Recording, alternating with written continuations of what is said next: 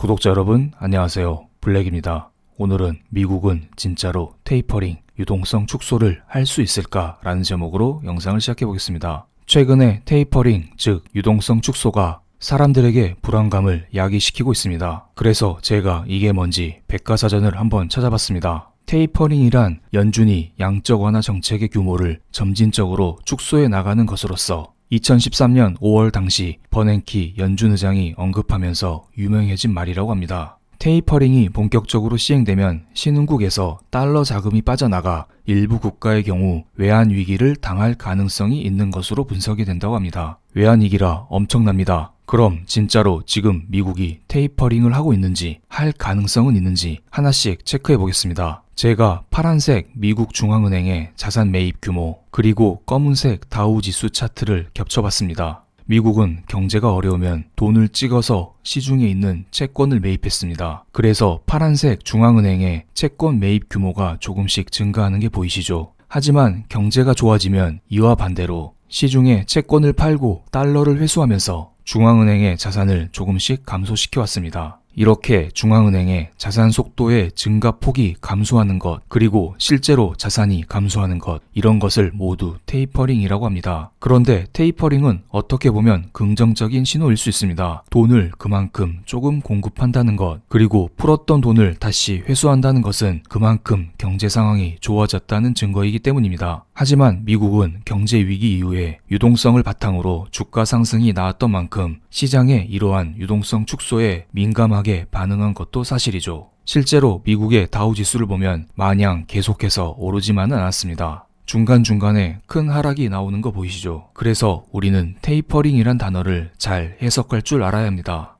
그리고 테이퍼링을 한다고 말을 해서 바로 하는 것은 아닙니다. 실제로 2013년 5월 달에 테이퍼링을 한다고 했는데 실제로는 7개월이 지난 2013년 12월에 그때 실시했습니다. 그것도 채권 매입 규모를 한 달에 100억 정도씩 조금씩 줄여가는 정도로 테이퍼링을 진행했습니다. 그래야 증시에 큰 타격이 없겠죠. 그런데 방금 전 제가 네이버 백과사전에 따르면 신흥국에 큰 타격이 있을 거라고 했습니다. 그래서 2013년으로 시계를 잠깐 돌려가면서 과연 테이퍼링을 어떻게 시행을 했고 한국에 어떤 타격이 있었는지 잠깐 체크하는 시간을 갖겠습니다. 이것은 2013년 5월 달에 나온 기사입니다. 실제로 버냉키 연준 의장이 테이퍼링을 직접적으로 언급을 했습니다. 몇 번의 회의, 즉 앞으로 몇 번의 연준 회의에서 자산 매입을 축소할 수 있다라고 말했습니다. 그리고 그때 당시에 달러 상승, 주가 하락, 금 하락, 채권 금리 상승이 나왔는데요. 현재와 약간 비슷하게 흘러가는 것을 알 수 있습니다. 그리고 그때 당시 한국의 코스피 지수는 고점 대비 10% 이상 하락을 했는데요. 현재 기준으로 지금 테이퍼링을 하면 코스피가 과거처럼 10% 이상 폭락하는 게 아닐까요? 그런데 과거와 지금은 약간 상황이 다릅니다. 일단 2013년 5월에는 당시 연준 의장의 입에서 직접 테이퍼링이란 단어가 나온 것이었고 지금은 파월 연준 의장이 아니라 연준 위원들 입에서 나온 것입니다. 직접 하냐, 다른 사람들이 하냐, 그 파급력은 엄청난 차이가 있습니다. 실제로 테이퍼링이 수면 위로 떠오른 것은 지난주 목요일이었습니다. 이거 제가 영상으로 다 공유드렸던 내용입니다. 캐플란 댈러스 연은 총재는 지금의 국채금리 상승에 대해서 이것은 매우 자연스러운 현상이며 여기에 추가적인 양적 완화 조치는 취하지 않을 것이다. 이런 말을 하면서 달러 상승의 기폭제가 됐습니다. 그리고 이 자료에는 나와 있지 않지만 보스틱 애틀란타 연은 총재는 여기에서 한 발 더 나아가서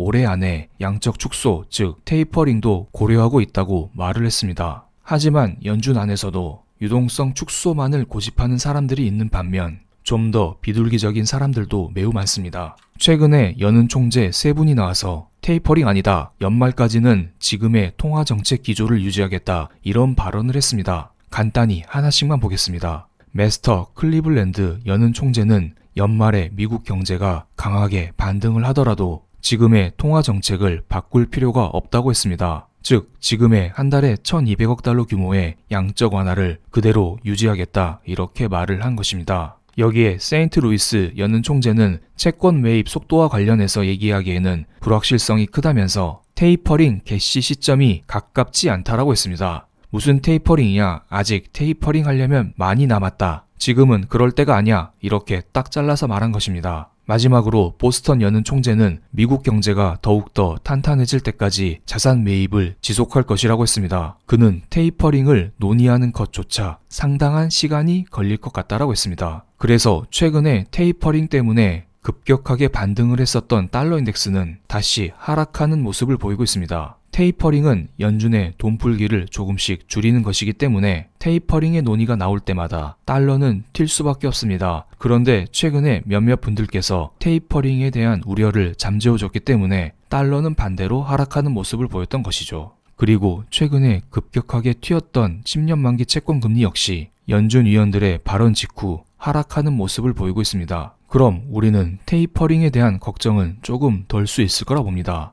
하지만 이럼에도 불구하고 많은 사람들은 연준이 이제 테이퍼링을 실시하는 거 아니야? 출구 전략을 준비하고 있는 거 아니야? 이런 걱정을 하고 있습니다. 그래서 제가 이것에 대한 레포트를 하나 찾아봤습니다. KB증권에서 나온 것입니다. 연준 위원들의 숨소리마저 귀 기울여 들어야 할 시기라고 합니다. 최근에 기대 인플레이션이 2%를 돌파하면서 증시 과열에 대한 우려감이 커지고 있다고 합니다. 그래서 사람들은 하락의 원인이 될 만한 재료를 찾고 있다고 합니다.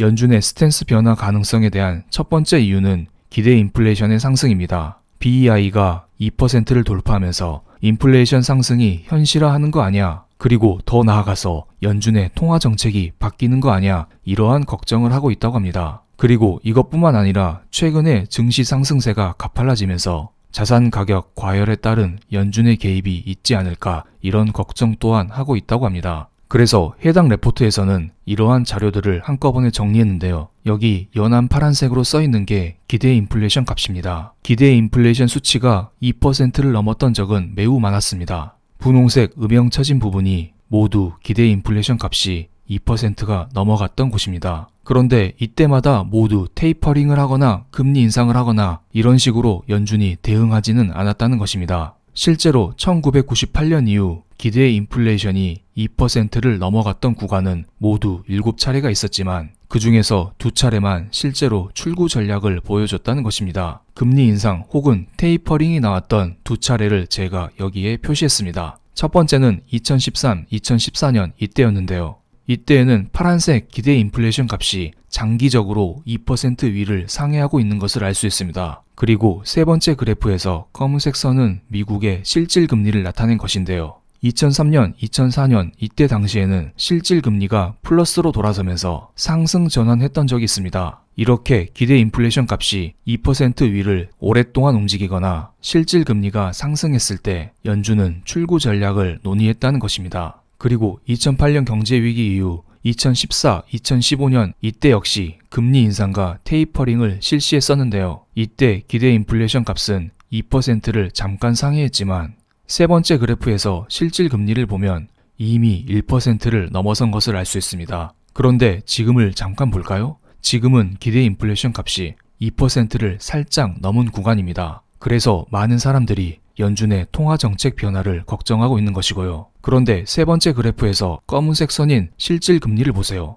여러분이 모두 다 아시다시피 현재의 실질 금리는 마이너스 상태이고 계속해서 추락하고 있는 구간입니다. 아직 코로나 경제 위기 구간이라는 것입니다. 그런데 지금 테이퍼링이라뇨? 이게 무슨 말인가요? 그래서 해당 보고서에서는 연준의 테이퍼링 가능성은 매우 낮다 이렇게 전망을 하고 있습니다. 그리고 지금 코로나 때문에 미국의 정부 부채가 매우 많이 늘어난 시기입니다. 지금처럼 정부의 부채가 역대급으로 증가된 구간은 세계 1차 대전, 세계 2차 대전 딱 2차례만 있었다고 하네요. 그런데 세계 1차 대전과 2차 대전 이때 당시 연준의 정책 대응이 달랐는데요. 1차 대전 당시 연준은 추가적인 양적 완화를 하지 않으면서 금리 상승을 용인했다고 합니다. 그리고 2차 대전 당시에는 YCC를 도입하면서 금리 상승을 억제했다고 합니다. 그 결과 금리 상승을 용인했었던 세계 1차 대전 때에는 전쟁이 끝나자 바로 경기 침체가 발생했지만 반대로 YCC를 통해서 금리 상승을 억제했었던 세계 2차 대전 직후에는 3년간 호황을 맞이했다고 합니다. 그런데 여러분이 관심 있어 하는 것은 주식이죠. 그래서 파란색 세계 1차 대전, 검은색 세계 2차 대전, 노란색 현재 상태 이 세 가지의 주가 흐름을 비교해 봤습니다. 금리 상승을 용인했었던 세계 1차 대전 당시에는 파란색 주가 상태가 상승하는 척하다가 바닥으로 추락하는 것을 알 수 있습니다. 하지만 YCC로 금리 상승을 억제했었던 세계 2차 대전 당시 때에는 검은색 주가 흐름이 쭉 우상향하는 것을 알 수 있죠. 마지막으로 지금 노란색 코로나 상태입니다. 과거의 역사를 모두 알고 있는 연준은 어떤 식으로 대응을 하게 될까요? 세계 1차 대전처럼 금리 상승을 용인하면서 주가의 폭락을 유도할까요? 아니면 세계 2차 대전 때처럼 YCC로 금리 상승을 억제하면서 추가적인 주가 상승을 만들어낼까요? 이것과 관련해서 1월 14일 파월 연준 의장의 발언에 우리는 모두 주목을 하고 있습니다. 14일 파월 의장이 참여하는 프리스턴대 주최 토론에 관심이 쏠리고 있습니다. 최근에 자산 매입 축소 논의의 필요성이 언급되면서 과연 이 자리에서 파월 연준 의장이 어떤 발언을 할지 저도 귀를 쫑긋 세우고 있습니다. 지금까지는 연준 위원들 선에서의 발언이었다면 이제는 끝판왕의 발언입니다. 만약에 이때 파월 연준 의장이 혹시나 테이퍼링을 언급하기라도 한다면 우리는 주가의 큰 하락을 피할 수는 없을 거라 봅니다. 하지만 그의 비둘기적인 성향을 고려했을 때 그럴 가능성은 조금은 낮아 보이고요. 어쨌든 우리는 14일 파월의 발언에 주목할 필요가 있습니다. 하지만 이때 파월 연준 의장이 테이퍼링에 선을 딱 긋는다고 할지라도 지금 시장에 이미 테이퍼링이란 단어가 한 번 나온 상태입니다. 즉 조금씩 언급이 되고 있다는 것이겠죠. 그래서 주식을 대할 때 우리는 예전보다는 조금은 조심해서 대할 필요가 있지 않을까 이런 생각을 하고 있습니다. 이것에 대해서는 이전 영상에서도 말씀드렸기 때문에 참고해 주시면 감사하겠습니다. 그리고 테이퍼링과 연관시켜서 앞으로 달러의 흐름에 대한 이야기를 조금씩 진행하는 시간을 갖겠습니다. 이것은 다음 영상이나 다다음 영상에서 한번 다뤄보겠습니다. 그럼 오늘 영상 여기에서 마치겠습니다. 감사합니다.